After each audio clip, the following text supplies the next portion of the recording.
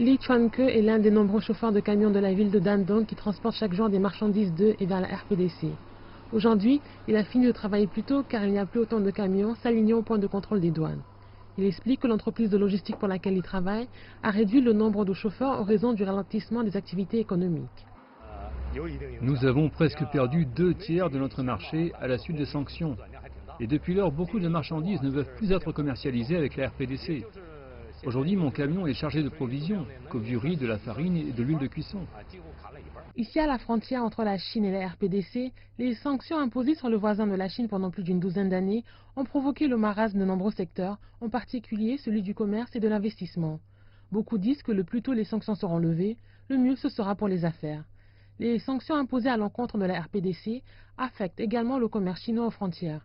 Cependant, les experts disent que le nombre de touristes a enregistré une hausse depuis l'historique sommet intercoréen qui s'est tenu l'année dernière. D'ailleurs, de nombreuses personnes pensent aujourd'hui que la RPDC est un pays pacifique et sûr. Han Tao est un guide touristique qui organise des voyages en RPDC depuis 18 ans. D'un point de vue commercial, la bonne chose concernant nos voyages organisés en RPDC, c'est que les prix restent stables malgré les saisons changeantes.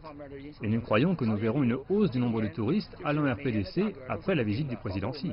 Une nouvelle page a été tournée dans l'histoire des relations entre la Chine et la RPDC à la suite d'une série d'événements diplomatiques de haut niveau.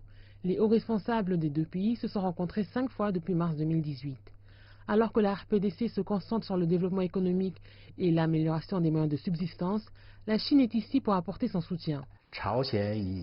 Nous sommes contents de voir que la RPDC a fait quelques gestes de bonne volonté en prenant des mesures en vue d'une dénucléarisation.